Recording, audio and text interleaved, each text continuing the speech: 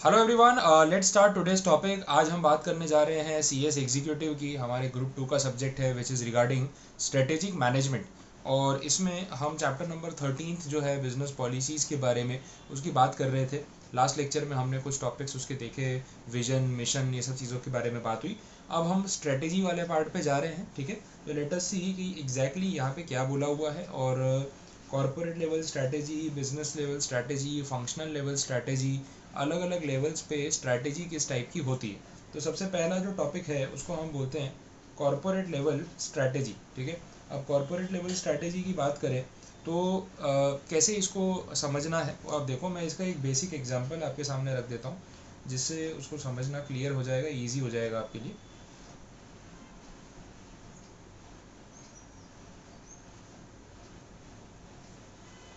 ठीक है, देखिए एक एग्जांपल ऐसा लेते हैं। भाई रिलायंस इंडस्ट्रीज़ है,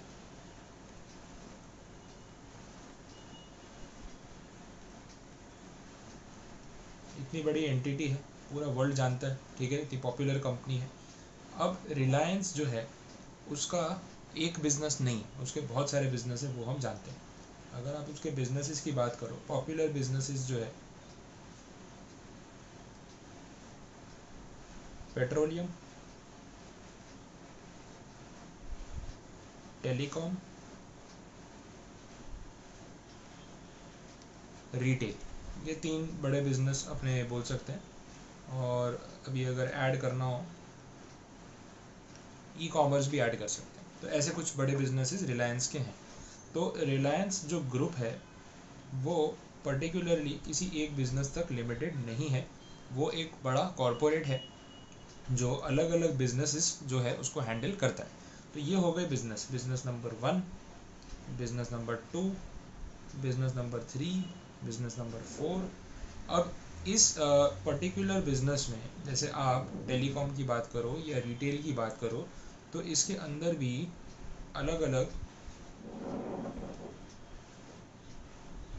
फंक्शंस होंगे, ठीक है, अलग अलग डिपार्टमेंट्स होंगे, अलग अलग फंक्शंस होंगे।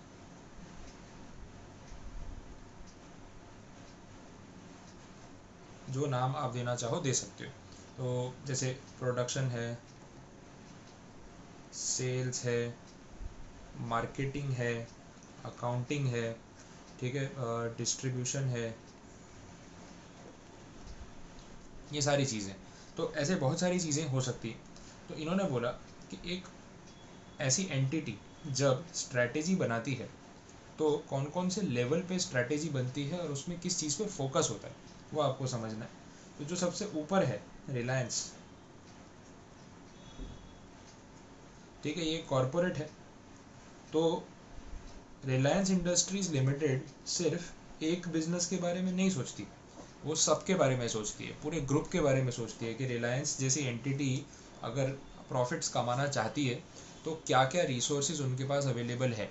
अभी उन्होंने ऑनलाइन जो है जियो मार्ट स्टार्ट कर दिया। अच्छा, जो ऑनलाइन एजुकेशन प्लेटफॉर्म्स है, एम बाई भी करके एक कंपनी है, उनको बाई कर लिया, उसमें इन्वेस्टमेंट कर दिया, ठीक है। तो ऐसे अलग अलग वेंचर्स वो सर्च करते रहते हैं। बिग बाज़ार का जो ग्रुप है फ्यूचर बाज़ार, उसको अक्वायर कर लिया ताकि उनका रिटेल सेक्टर में जो है बिजनेस और एक्सपांड हो सके। 4-5 साल पहले जब जियो स्टार्ट किया तो टेलीकॉम में एंट्री की। तो you know they know that कि उनको कुछ नया नया करते रहना पड़ेगा, अदरवाइज सस्टेन करना डिफ़िकल्ट होगा और उतने प्रॉफिट्स जनरेट करते रहना डिफ़िकल्ट होगा। उसी की बात यहाँ पे भी हो रही है, ठीक है। तो रिलायंस को कौन सा बिजनेस करना चाहिए, कौन सा नहीं करना चाहिए, उसका जो प्लान है, जो स्ट्रैटेजी है, वो उसको हम बोलेंगे कॉरपोरेट लेवल स्ट्रैटेजी। एकदम बेसिक बता रहा हूँ, फिर पॉइंट टू पॉइंट थियरी में भी जाएंगे। अच्छा, इसके बाद जैसे अब उनको पता है कि पेट्रोल बिजनेस करना है हमें, टेलीकॉम का बिजनेस करना है हमें, रिटेल का बिजनेस करना है, ई कॉमर्स का बिजनेस करना है। तो इस बिजनेस को, जैसे पेट्रोलियम बिजनेस है, उसको सक्सेसफुल बनाने के लिए, और अगर वो ऑलरेडी अभी सक्सेसफुल है तो उसके प्रॉफिट्स को मेंटेन करने के लिए भी तो स्ट्रैटेजीज बनाते रहना पड़ेगा। उसको हम बोलेंगे बिजनेस लेवल स्ट्रैटेजी। तो जो बिजनेस लेवल मैनेजर्स होंगे उनका ध्यान अपने पर्टिकुलर बिजनेस पे होगा। पेट्रोलियम के लिए जो स्ट्रैटेजी बनानी है, तो जो रिलायंस का जो पेट्रोलियम इंडस्ट्री है उसको संभालने वाले जो मैनेजर्स हैं they will think only about the petroleum business, उनको जियो से कोई मतलब नहीं है। अच्छा, जियो की जो टीम है उनको रिटेल से कोई मतलब नहीं है, ठीक है। तो ऐसे उन्होंने डिवीजन किया हुआ है, ये आपको ध्यान में रख के चलना है। इसके बाद कोई भी पर्टिकुलर कंपनी जो वो चला रहे हैं, जैसे पेट्रोलियम के रिगार्डिंग हो या जियो हो या फिर रिलायंस रिटेल हो या फिर ये जियो मार्ट है जो ई कॉमर्स वाला अभी आया है, नया नया है जियो मार्ट, तो ऐसी कोई भी एंटिटी जो वो चला रहे हैं तो उसमें अलग अलग डिपार्टमेंट्स होंगे, production, sales, marketing, accounting, distribution, ये सारा काम भी कोई एक अकेला इंसान थोड़ी ना करेगा। तो हर फंक्शन के लिए भी मैनेजर्स सेपरेटली अपॉइंटेड होंगे और हर फंक्शन की भी स्ट्रैटेजी बनाई जाएगी जिसको हम बोलेंगे फंक्शनल स्ट्रैटेजी। जैसे सेल्स मार्केटिंग में और अलग अलग डिपार्टमेंट्स भी हो सकते हैं, ये सारी चीज़ें हम यहाँ पे सीखने वाले हैं। तो आपके माइंड में ये एक बेस क्लियर होना चाहिए कि what is corporate strategy, what is business level strategy and what is functional level strategy. Basic introduction आपके माइंड में होना चाहिए क्लियर, जो मैंने आपको बताया। अब हम जाएंगे इसकी थियरी पे कि आपकी बुक्स में क्या बोला है, ठीक है, क्या चीज़ें उन्होंने क्लैरिफाई की है। तो let us see strategic levels of the organization, corporate level strategy. सबसे पहले जो हम बात कर रहे थे कि it is the essence of the strategic planning process. ये आपको आपका ग्रोथ ऑब्जेक्टिव, आपका डायरेक्शन, टाइमिंग, फर्म की ग्रोथ कैसे होगी, किस पेस पे होगी, ये सारे डिसीजंस यहाँ पे लिए जाते हैं कि भाई कौन सा बिजनेस करें, कैसे अपनी कंपनी को बढ़ाएं। जैसे 4-5 साल पहले Reliance was not into telecom sector but they decided कि हम ये करेंगे, तो वो जो डिसीजन लिया to enter into a new segment, that is the corporate level strategy. It highlights the pattern of business moves and goals concerning strategic interest in different business units, product lines, customer groups, etc. It defines how the firm will remain sustainable in the long run. ये मैंने आपको बताया। अब जैसे बड़ी बड़ी companies, अब रिलायंस है, टाटा है, अब सपोज टाटा की अगर मैं बात कर रहा हूँ, ठीक है, तो टाटा कंपनी सोचेगी कि यार हमें भी तो कुछ नया करना है, हमें भी तो नए वेंचर्स करने हैं। तो Tata is such a big brand name, it is into every other business, ठीक है। आप अगर बात करते हो स्टारबक्स की, Starbucks is a Tata enterprise, India में स्टारबक्स की फ्रेंचाइज। वैसे ही ऐसे बहुत सारे वेंचर्स हैं, जैसे स्टारबक्स की मैंने आपको बात बताई कि भाई टाटा के पास उसकी एंटरप्राइज है, वेस्ट साइड करके जो क्लोथिंग ब्रांड है दैट बिलोंग्स टू टाटा। ऐसे बहुत सारे प्रोडक्ट्स, सेगमेंट्स, अलग अलग कैटेगरीज के होंगे जो टाटा ग्रुप के कंट्रोल में है। टाटा कंज्यूमर प्रोडक्ट्स करके एक कंपनी है उनकी, टाटा कंज्यूमर प्रोडक्ट्स। इसके अंदर फूड प्रोडक्ट्स कवर होते हैं, ठीक है, जैसे ग्रीन टी आती है या अदरवाइज जो टी बैग्स आते हैं, ठीक है, टाटा टी और ये सब ब्रांड्स आते हैं। ग्रीन टी में टेटली है, तो जो टेटली कंपनी है वो एक्चुअली में यूके की कंपनी है जिसको टाटा ने बाई कर लिया। अच्छा, मोटर कार सेगमेंट में आपको पता है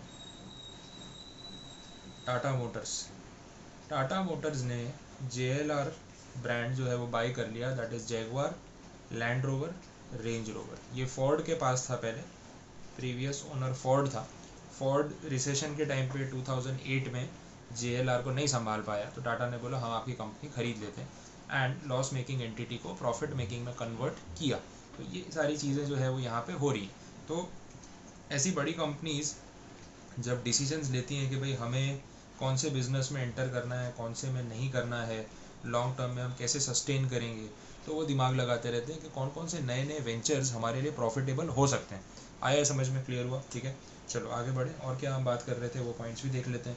corporate level strategy occupies the highest level of strategic decision making and covers actions dealing with the objective of the firm, acquisition, allocation of resources and coordination of strategies of various SBUs। अब ये जो SBU बोला है ये क्या होता है मैं आपको बता देता हूँ। SBU एक इम्पॉर्टेंट टर्म है, आपको क्लियर होना चाहिए। इसको हम बोलते हैं strategic business unit, that is called SBU। तो अब ये टर्म है क्या, देखो जैसे अभी हम बात कर रहे थे ना, ये रिलायंस के बारे में हमने बात की, टाटा के बारे में बात की, तो इतनी सारी जो इनकी कंपनी है, जैसे पेट्रोलियम है रिलायंस का, पेट्रोलियम बिजनेस, टेलीकॉम बिजनेस, जो कुछ भी है, तो ये इंडिविजुअल बिजनेसेस है। अब जैसे टाटा मोटर्स अलग है, टाटा कंज्यूमर प्रोडक्ट्स अलग है, टाटा पावर अलग है, तो ये सब एंटिटीज टोटली डिफरेंट है। अब जैसे मैं आपको बता रहा था कि नए नए सेक्टर्स में वो लोग एंटर करने की कोशिश करते हैं।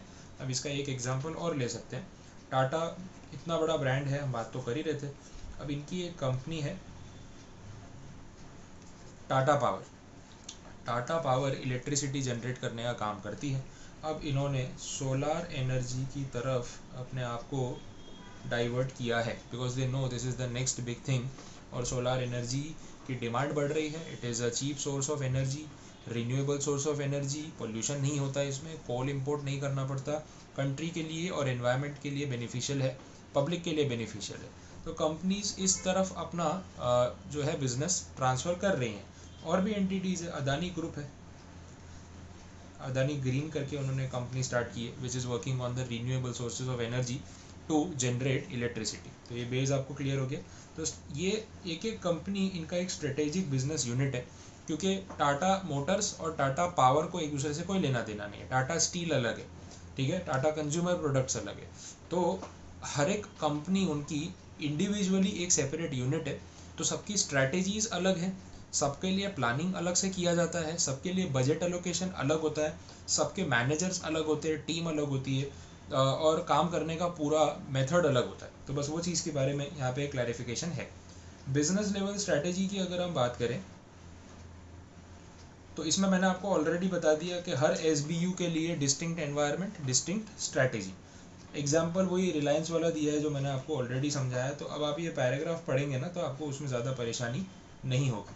आगे बढ़ते हैं। Functional level strategy. अब जैसे मैंने बोला कि एक बिजनेस के अंदर भी अलग अलग फंक्शंस होते हैं। जैसे यहाँ पे एग्जांपल ही देख लो, मार्केटिंग स्ट्रैटेजी ऐसा बोल रहे हैं। अब मार्केटिंग एक डिपार्टमेंट है, एक फंक्शन है, मार्केटिंग एक प्रोसेस है, बट मार्केटिंग के इस प्रोसेस को भी हम फर्दर सब डिवाइड भी कर सकते हैं। जैसे प्रमोशन करना, सेल्स करना, डिस्ट्रीब्यूशन करना, प्राइसिंग उस हिसाब से रखना कि लोग अट्रैक्ट हो, स्ट्रैटेजी बनाना, ये सब कुछ मार्केटिंग स्ट्रैटेजी का ही हिस्सा है। तो मार्केटिंग इज़ अ फंक्शन और उसकी स्ट्रैटेजीज में ये सारे स्टेप्स कवर होते हैं जिनको हम सब डिवाइड करके समझ सकते हैं। तो आई होप यहाँ तक तो समझ आया होगा। चलो आगे बढ़ें। इसके बाद नेक्स्ट देख लेते हैं फाइनेंस स्ट्रैटेजी। अब ऐसे बता रहे हैं कि अलग अलग डिपार्टमेंट्स में देखो ये सारे फंक्शंस हैं जो अभी हम पढ़ने वाले हैं, जैसे मार्केटिंग, फाइनेंस, HR, ये सब अपने आप में फंक्शंस हैं। तो बात कर रहे हैं फाइनेंशियल स्ट्रैटेजी की, फाइनेंस फंक्शन की। अब यहाँ पे इन्होंने बात की है फाइनेंशियल स्ट्रैटेजीज़ की, जो भी टर्म्स यहाँ पे यूज़ हो रहे हैं। अगर आपने इसी सब्जेक्ट का पार्ट, जो आपका पेपर 8 है उसका पार्ट A पढ़ा हो, that is regarding the financial management, उसमें आपको बहुत सारे टॉपिक्स वही मिलेंगे जिनकी मैं यहाँ पे बात करने जा रहा हूँ। और यहाँ पे उतना डिटेल में जाने की ज़रूरत नहीं है, बिकॉज हमारा सब्जेक्ट स्ट्रैटेजी का है, फाइनेंस का नहीं है। और जो इसमें लिखा है वो हम फाइनेंस में डिटेल में पढ़ते ही हैं। तो जितना भी आप वहाँ पे कवर कर रहे हो that is much in detail compare to these terms. तो मैं आपको यहाँ से सारे टर्म्स नहीं समझाऊंगा क्योंकि रिपीटेशन हो जाएगा। आपको ऑलरेडी वो FM वाले पार्ट में वो कवरेज मिल जाता है। जैसे आप बोल रहे हैं फ्री कैश फ्लो। अब फ्री कैश फ्लो की अगर हम बात करें तो ये भी एक फाइनेंशियल स्ट्रैटेजी है कि फर्म, कोई भी एक एंटिटी या फर्म या कंपनी जो भी है, उसकी साउंडनेस, उसकी स्टेबिलिटी, उसकी लिक्विडिटी में है, उसके पास कितना कैश पड़ा हुआ है जो वो इमीडिएटली भी स्पेंड कर सकते हैं, इन्वेस्ट कर सकते हैं। तो दैट शोज़ कि कंपनी की हालत कितनी स्ट्रॉन्ग है। जिसके पास हाथ में पैसे नहीं है उसकी हालत ख़राब ही होने वाली, ठीक है। तो वो भी एक फाइनेंशियल स्ट्रैटेजी का हिस्सा है। इकोनॉमिक वैल्यू एडेड, बेसिक बता रहा हूँ। इकोनॉमिक वैल्यू एडेड का मतलब कंपनी जो भी पैसा कमाती है उसमें सारे आउटसाइडर्स जैसे debenture, deposit, bank loan, financial institution, ये वो सबका इंटरेस्ट चुकाने के बाद और शेयर होल्डर्स का डिविडेंड चुकाने के बाद जो पैसा बचता है कंपनी के हाथ में, that is the economic value added. उतनी वैल्यू कंपनी की एक्चुअली में ऐड हुई है, ठीक है। इसके बाद असेट मैनेजमेंट। असेट मैनेजमेंट में करंट असेट्स और करंट लायबिलिटीज़ को मैनेज करने की बात हो रही है। जैसे स्टॉक है, आपके रिसीवेबल्स हैं, डेटर्स हैं, क्रेडिटर्स हैं, ठीक है, उन सब की बात हो रही है। वर्किंग कैपिटल है, ये सब टर्म्स हैं। Financial decisions and capital structure.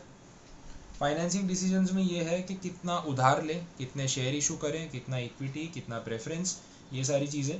और कैपिटल स्ट्रक्चर वाले में वही पार्ट हो गया कि हमारा जो डेट इक्विटी रेशियो होता है और प्रेफरेंस इक्विटी डिवेंचर्स, इसका जो रेशियो है कि भाई कितना हम उधार लें और कितना खुद का पैसा जो है मतलब शेयर होल्डर से हम बोरो करें, तो वो सारी चीज़ें डिसाइड करना यहाँ पे वो भी एक फाइनेंशियल पार्ट है। रेशियोज पढ़े होंगे आपने एफएम में, तो वो भी बोले हैं। ग्रोथ इंडेक्स, ग्रोथ इंडाइसिस, तो इसके लिए भी कुछ टर्म्स यहाँ पे दे रखे हैं, देख लेते हैं जितने मैं आपको यहाँ पे रिलेट करा सकूँ। उन्होंने यहाँ पे बोला है cash flows, profit margin, return on investment, ये सारी चीज़ें जो है उसमें आपको देखना है कि आपका जो सेल्स है, जो मार्केट शेयर है, कितना ग्रो हुआ, कितना बढ़ा, ठीक है, कितना कम हुआ, ठीक है, वो सारी चीज़ें।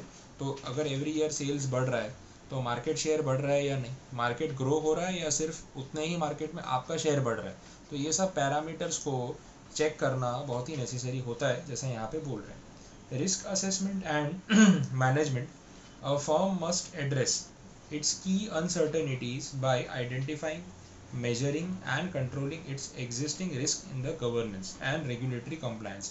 तो कहीं ना कहीं आपके बिजनेस को क्या क्या रिस्क है, इंटरनल एक्सटर्नल जो कुछ भी है, फाइनेंशियली या सरकार से या कानून के बदलने से, वो सारे रिस्क का असेसमेंट आपके लिए करना बहुत ही इम्पॉर्टेंट होता है। टैक्स ऑप्टिमाइजेशन, आप फिनेंशियल कैलकुलेशंस वैसे करो कि आपका टैक्स कम से कम आए, ये भी आप ध्यान में रख के चलो, ठीक है। इसके बाद इन्वेस्टमेंट डिसीजंस की बात हो रही है, ये भी होता है इन्वेस्टमेंट डिसीजन, ये भी अपने एफएम में पढ़ते हैं। कैपिटल बजटिंग हमने डिटेल में पढ़ा हुआ है, तो आई डोंट थिंक कि इसको रिपीट करने की ज़रूरत है।